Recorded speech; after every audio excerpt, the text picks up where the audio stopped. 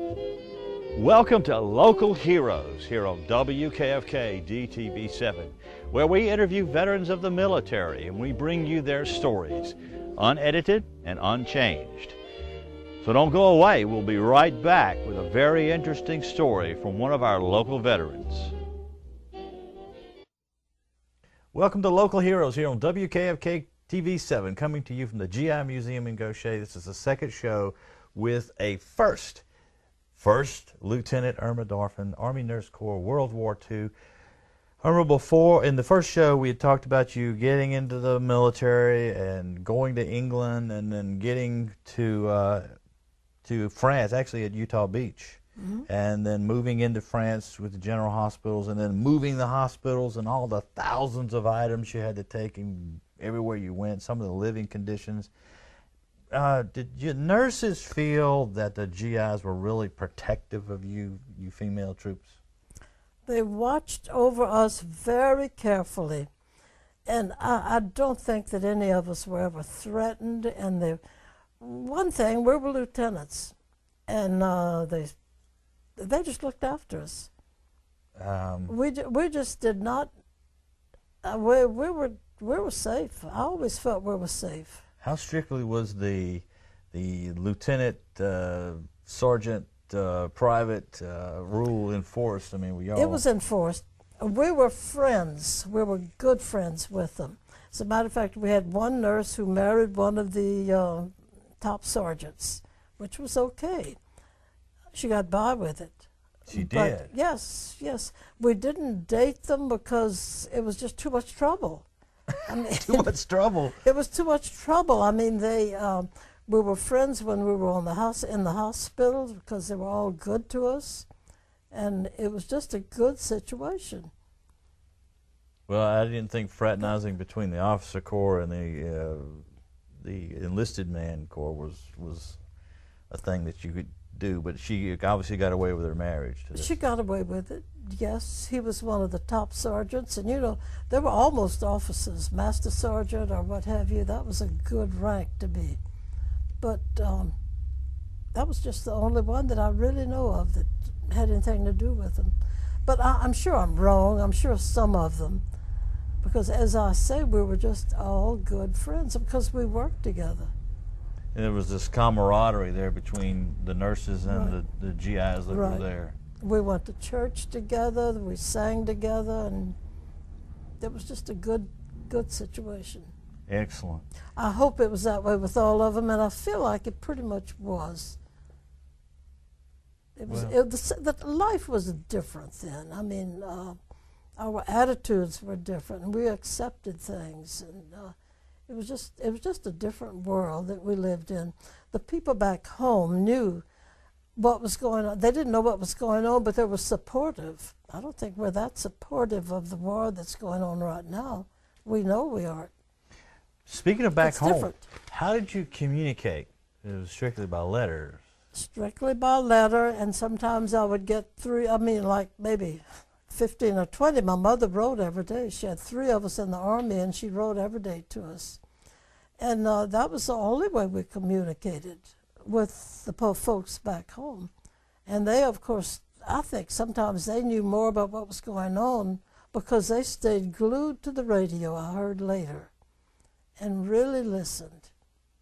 And you were kind of like in your own little sphere, your own little world, and you knew what was happening there, but not necessarily all over. Not that much, no. I don't know whether, well, we just didn't, I guess we had to take care of what we were doing, and we couldn't worry about everything else.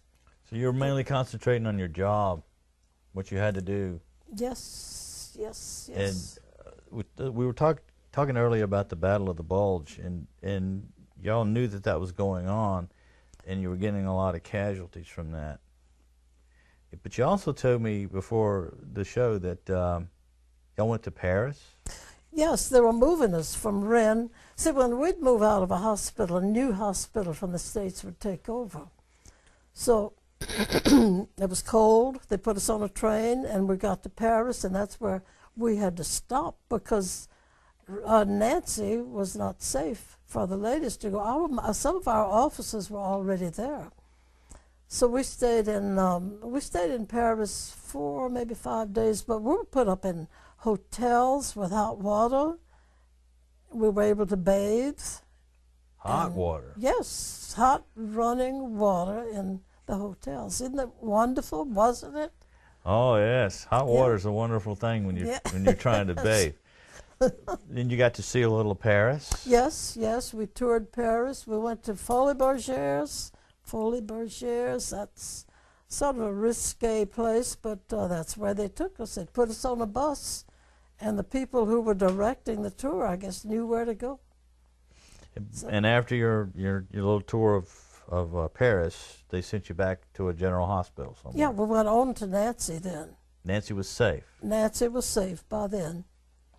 I don't know why, just 2 or 3 days, 4 or 5 days must have made a difference.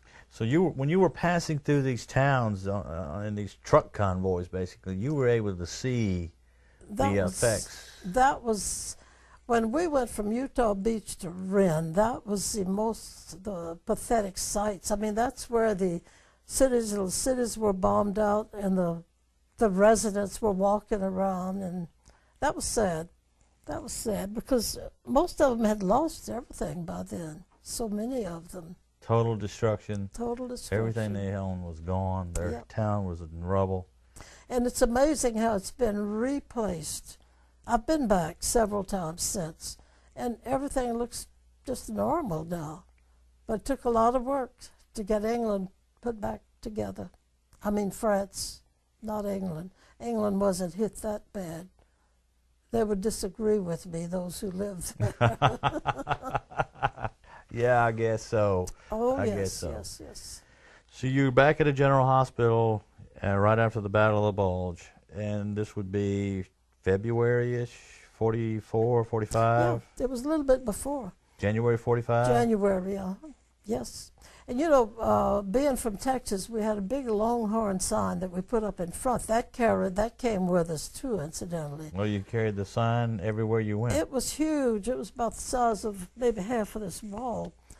And at one point, somebody looked out, and here the local people were leading their horses and cows, so they thought we were a veterinarian hospital. That was a good joke. It really was.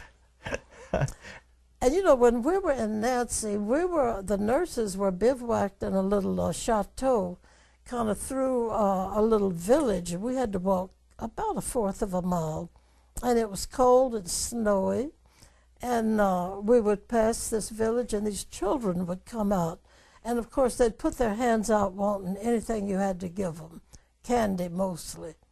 I have one friend who gave one of the residents a toothbrush, and she said it was the first toothbrush she had ever had. She kept up with her. Really? So we made some acquaintances that way. Yes, yes.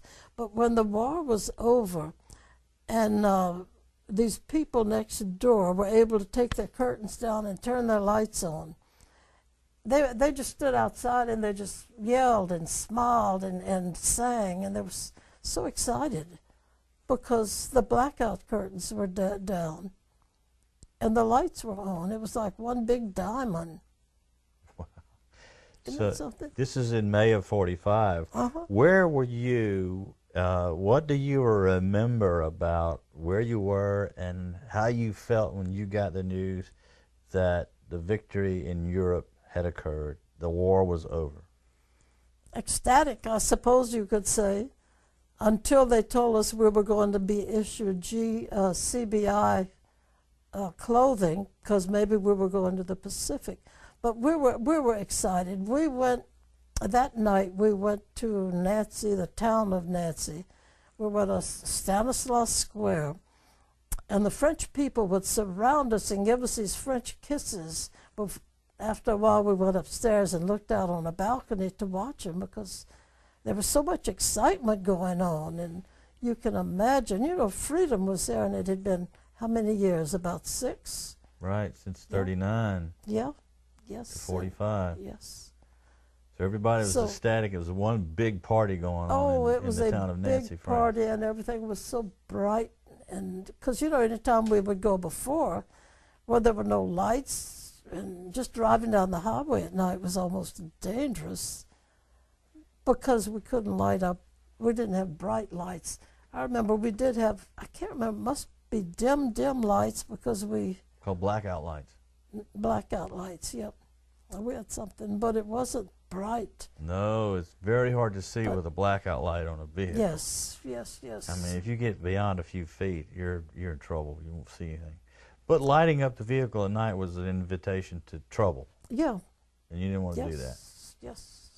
How did you feel about the war is over, I've served my country? How did that hit home about what you had done and all the GIs you had helped? It hit home, yes. Or you were just busy partying? We didn't party that much. We were getting ready to go home or to make another move. But yes, our patients had their own little parade. Even those who were bedridden, they rolled out the beds and put them in wheelchairs, and we had a half-moon drive. And I think I have a picture of that in my book. But they were excited. We were all excited. That it was over. It was over, yes. And I just can't describe how exciting it was because it was such a relief. So you felt relief? Yes. We were going home. We had been away from home a little more than 2 years, right at 2 years. So it was time for it to be over. And think of some of the others who had been there 3 and 4 years, 5 years. What was it like to be away from home that long? Because the deployments that take place nowadays are 9 months to a year, which is long enough. But you were gone over 2 years, you say. You know, it didn't bother anybody.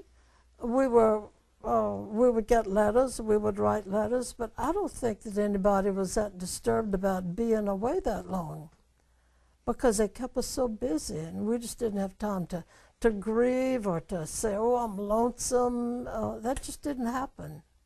It didn't happen to me, and I don't think it happened to any. We made good friends, people that I still keep up with, those that are still living. Yeah, so, there's nothing like the band of brothers, comrade norms that develop when you're in that situation, and you're in life-threatening situations, and you're serving each other, and taking care of each other in the military. There's just nothing like it. That's the truth. That's the truth. Because you know, it was something we were all doing together, and we were all focused on doing what was right and doing the same thing. Yeah, you were very patriotic. You went and served your country. I think so. I think we were all patriotic. Yes. Think of all of the men who were so patriotic. Well, some of them went because they had to. We can't leave out the women here, Irma, because without the women's role in World War II, not only the women in the Army Nurse Corps, but the WACs and the WAVs and the SPARs and the BAMs and Rosie the Riveter back at home, I don't know if we'd have won that war. So the women... It took us all. But without the women, I don't know if we'd have made it. I don't know if we'd have made it. Every one of those bandages you unwrapped was probably wrapped by a woman back home. Probably. We have a lady in Baton Rouge who has formed a Louisiana Woman Veterans, and I think she's the first one that has done it. But she gets her group, if she hears of a veteran who has died, she goes with a special program for them, nothing long and drawn out, brings a flag and a poem. And as a matter of fact, we went and I joined. We went and talked to LSU the other day to a history course that was for women only. Excellent. Yeah, and they study only women. I was surprised. But these about 30 students just sat there and listened to us, and 3 of us gave our story. Wonderful. We're going to take a short break right here. We're going to come back. And we're going to see some of Irma's memorabilia, particularly her uniform from World War II. So don't go away. You're going to want to see this.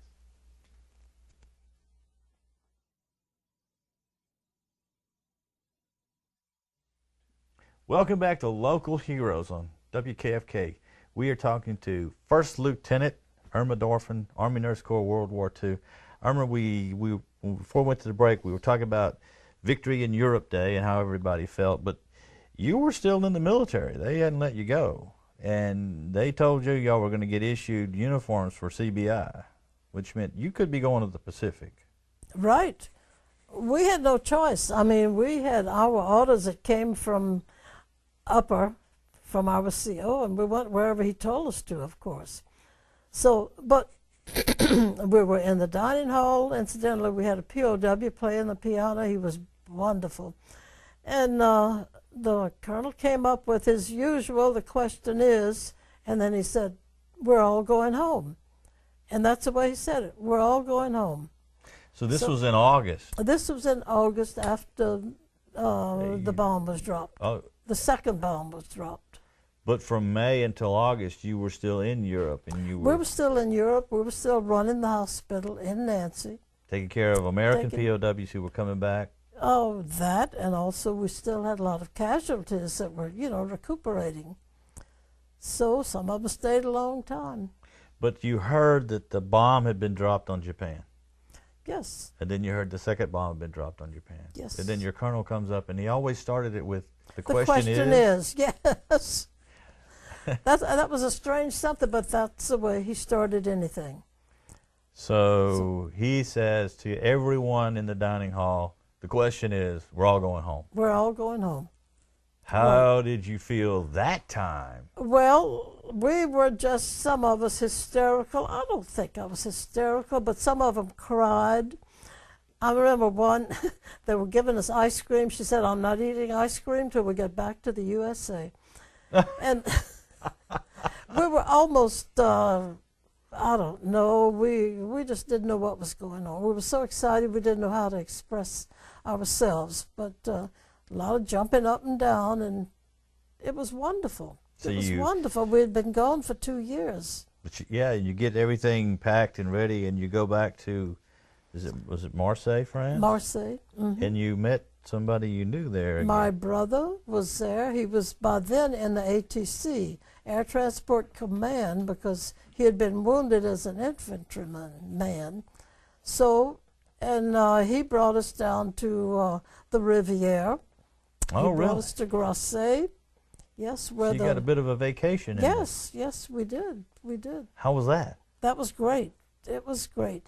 He was able to get a big car, and so he would pile us in. I had 2 or 3 nurses and some of his men that were there with him, and he would take us down to the coast. But you finally get on a ship, another ship. Oh yes, the USS Breckenridge to come back. How was that trip? That was okay. It was okay. The water never bothered me.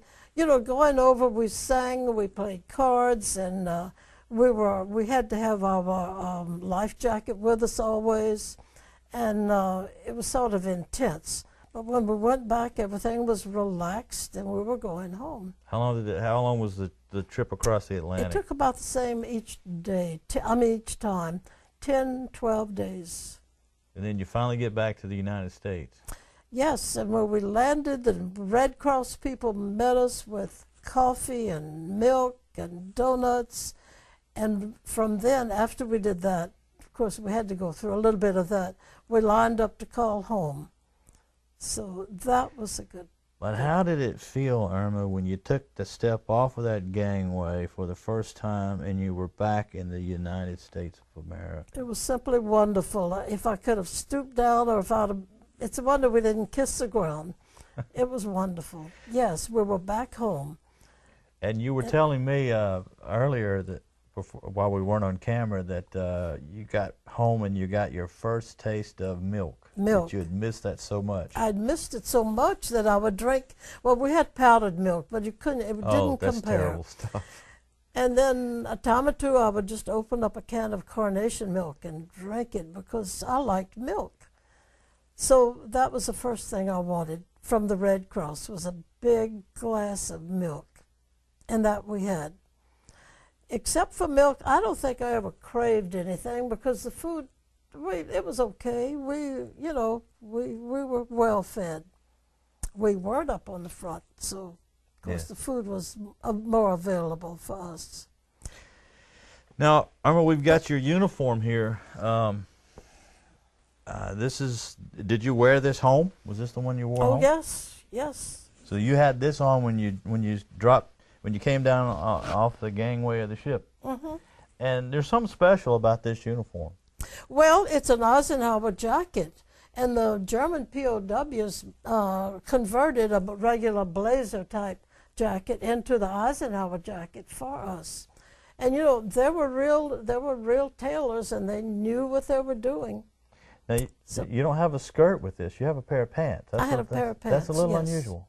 Yes. Did you prefer the pants rather than the skirt? You know, I can't remember. We were still accustomed to wearing stockings, shoes, and skirts more than the pants.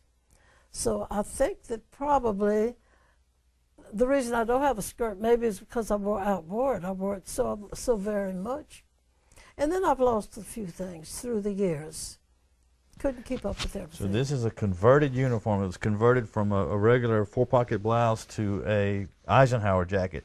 Now, I don't know if you know this or not, but only nurses and WACs and women that served in the European theater were allowed to wear this jacket. No, I didn't know that. Yeah, only people who served overseas right? in Europe could wear the Eisenhower jacket. Well, that's interesting. Yes. So you're among the elite of the elite. How that about you get to wear this home, and you've got a pair of pants here, which is these tailor-made also by the German POWs for you? No. We bought those. So they were issued to us. Still has your name in there. How is it in there? Your name is in there. Is it? Yes, it is. Lieutenant I guess I'll Darphin. put that right in there.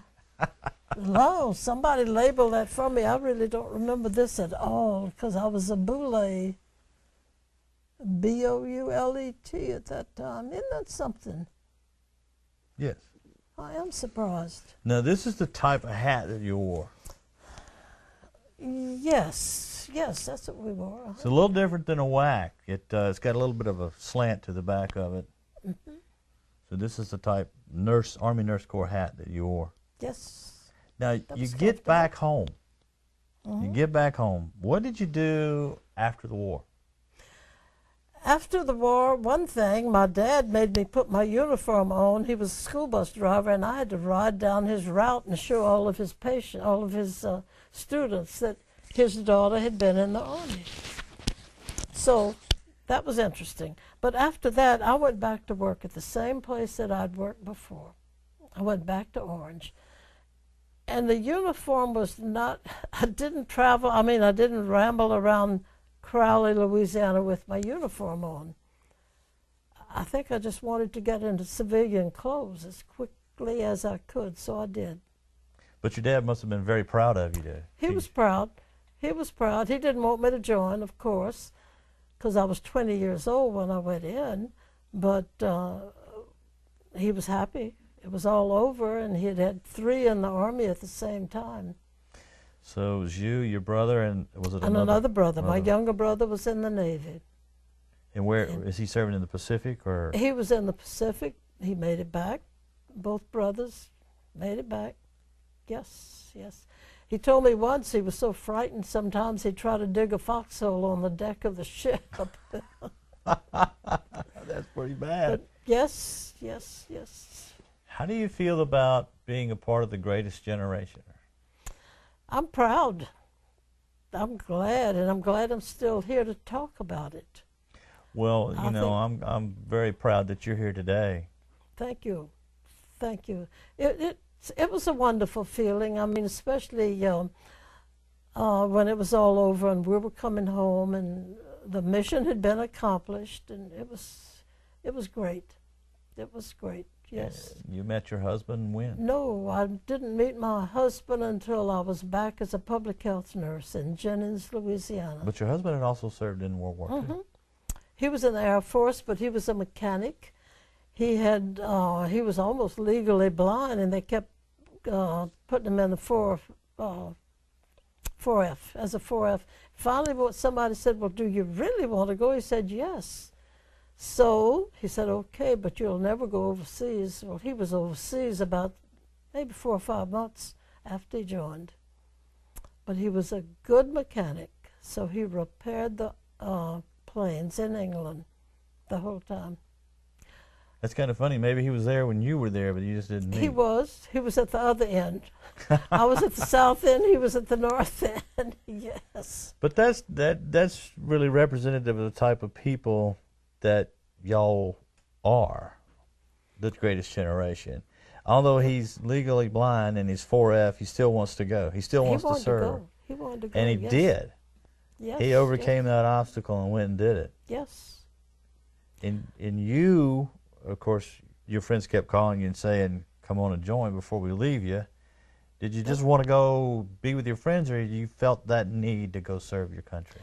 I think there was a little bit of both, because, you know, everybody felt like they had to go, and so many of the people I'd finished training with were going, some in a different direction, but there were 4 of them from St. Mary's Hospital that were in 127th General Hospital. So you knew a bunch of them. Yes, yes, yes. You made a lot of good friends. You served your country. You came back and you were a nurse for how many years? Well, I worked, let's see, 1 year in Orange, Texas, and back to Jennings as a public health nurse for about 4 years. And by then I was married, had my first child, so I quit. And I stayed home. I was one of the lucky ones. I stayed home for 20 years with my children. We moved to Iota, and they opened up a school for the retarded, handicapped. You don't say retarded. And I worked there for 20 years. I got 20 years with the state. Excellent. I went to work 1 week before I was 50 years old. We were going to have 3 children in college at the same time, and my husband needed a little help financially. Yes. And it ended up that way. We had 3 at the same time. But well, Irma, we were about out of time, but I wanted to say before the show was over that I admire you, people from the greatest generation, with the utmost admiration, and I really appreciate your service. And I know there's thousands of GIs out there that will probably remember you and everything that you did for them. And I want to thank you for your service to the country.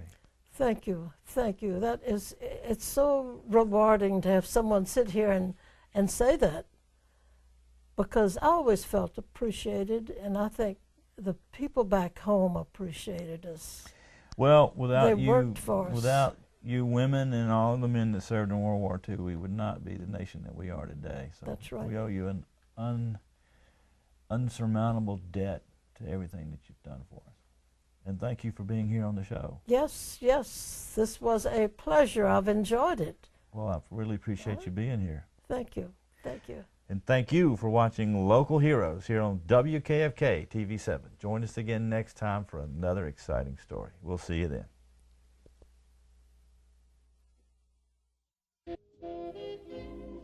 Thank you for watching this edition of Local Heroes here on WKFK DTV7.